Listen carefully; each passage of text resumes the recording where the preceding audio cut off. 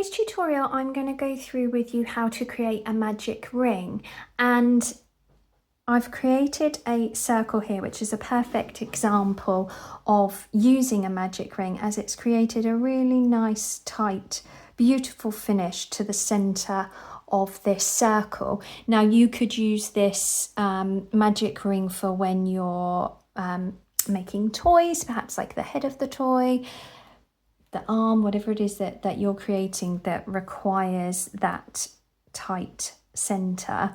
You could also use it for granny squares. It's a great one to use, and it just creates a really seamless finish to your project. So I'm going to go through slowly the steps on how I create a magic ring that hopefully you will find helpful.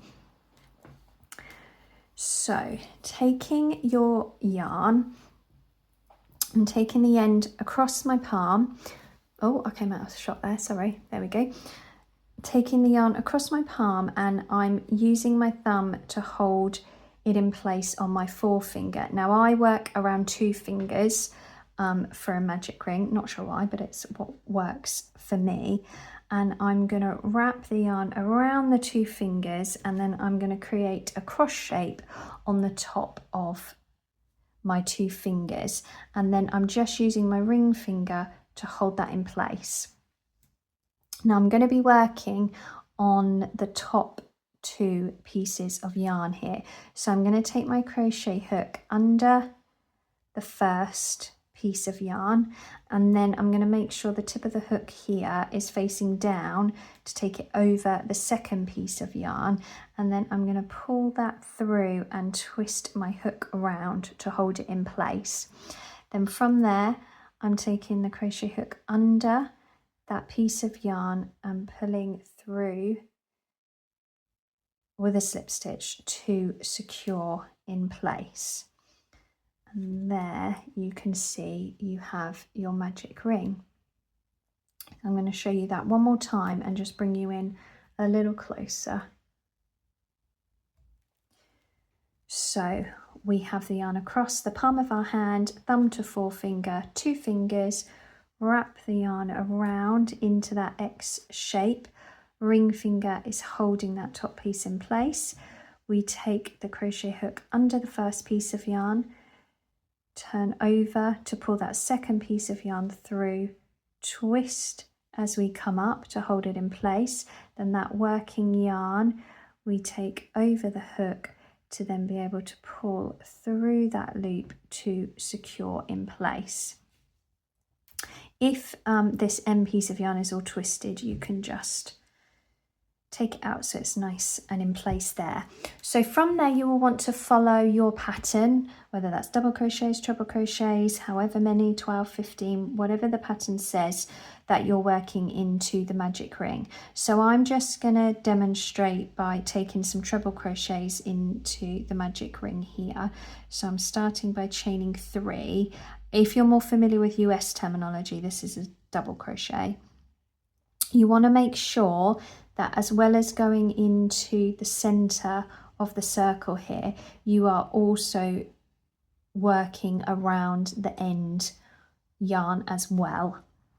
So I'm going to hold the 2 together as I take the yarn over into the center, pull up, yarn over through 2 loops, yarn over through 2 loops. Now if you're finding that that's too big, you can pull on the end of the yarn and you will see that will make the circle smaller if you need a little bit more control over it. So holding the 2 together to make sure we are working over the 2 pieces of yarn there. So I'm going to take a couple more trebles into the center of our magic ring. Some people call it a magic circle, so magic ring, magic circle, same thing. Following your pattern with however many it is that you need. How many shall we do? I think we'll do 2 more. So you can see that as I was crocheting, this was getting slightly bigger. So if you do find that you need to tighten it up, you can do that as you go through. So once you've done your last stitch, as the pattern shows, slip stitch into the top of your chain 3 or wherever it is that it shows.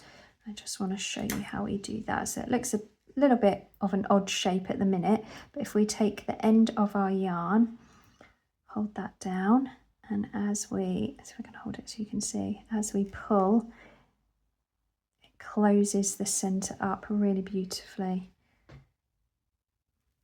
there. So you can see that's a really nice clean center to your circle. So it is really worthwhile learning how to do it. I myself have seen lots of ways to do a magic ring. This is the way that I found has worked for me. Take your time, keep practicing. You will get there. Hopefully you have found this tutorial helpful and that you are able to create some magic rings now. But as I say, keep at it, keep practicing. And soon enough, you'll be able to master the magic ring. Thank you so much for joining me today. Happy crocheting!